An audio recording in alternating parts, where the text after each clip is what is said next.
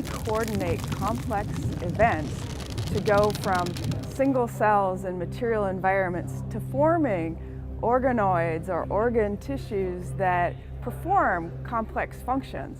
There's a tremendous need also from the perspective of people that are waiting for organs. The organ donor list in the US alone has over 100,000 people, and roughly 100,000 of them are waiting for a kidney transplant. To me, therapeutic organ engineering means that you're trying to design new therapies to treat tissues in the body that are somehow diseased or not functioning well. That can take many approaches. It could be a biomaterial, it could be a cell, it could be a drug. Essentially any way we can prevent destruction, damage, and help rebuild tissues in the body. Therapeutic organ engineering for me denotes the ability to actually design a construct to attach biologics to that and to attempt to regenerate a specific organ or tissue to mitigate a clinical condition.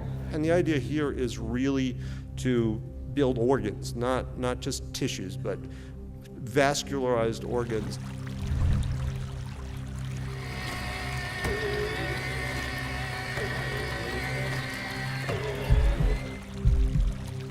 Of all the things that we need to build in engineering whole tissues, we think that the vasculature is probably one of the hardest and yet most critical parts of being able to build large organs.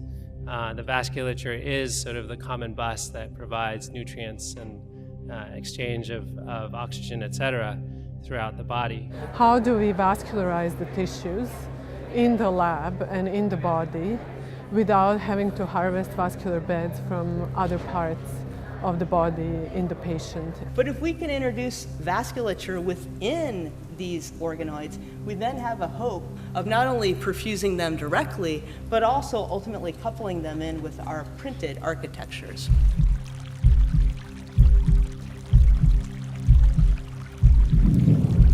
With many different tissue types, you see a very direct correlation between the architecture and the function. It's because of this that we've been very interested in using different types of biofabrication technologies to be able to take materials and then try to develop ways of bottom-up assembly of these building blocks to generate complexity of tissues.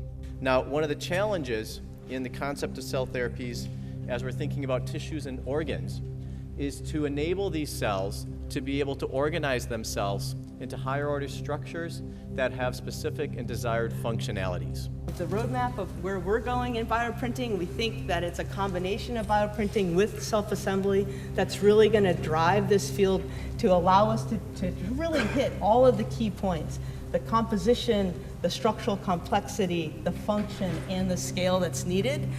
So our long goal has been to build a heart. And this has been manifest in a variety of different projects over the years, from building single cells to building two-dimensional tissues and organs on chips, to building pseudo three-dimensional pumps, and trying to build a heart valve so that we can get pressure volume regulation. Connective tissues really rely on their extracellular matrix constituents for their mechanical function. If we took human cells from young, relatively healthy people, then in fact we could coax those cells to attach to the mesh and replicate and secrete a lot of extracellular matrix and make a mechanically strong tissue. So we can seed them into a bioreactor, grow an engineered artery, and then as a final step, we would decellularize that artery in order to render it non-immunogenic. In biology, we are really getting very good at manipulating molecules in cells, but we're actually a long way from understanding how to control function and large-scale anatomy. So the question is, could we move biology to really address anatomical decision-making? This is a tremendously powerful notion.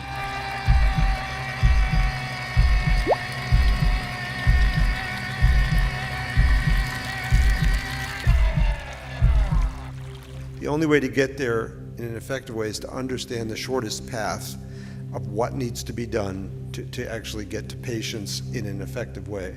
And that requires interacting with industry, it requires interacting with clinicians, it requires choosing the right animal systems, it requires bringing the right types of people together. The people who are here are leaders in their respective disciplines and are bringing actually collectively thoughts into probably setting the guidelines for how this field will develop in the future. you.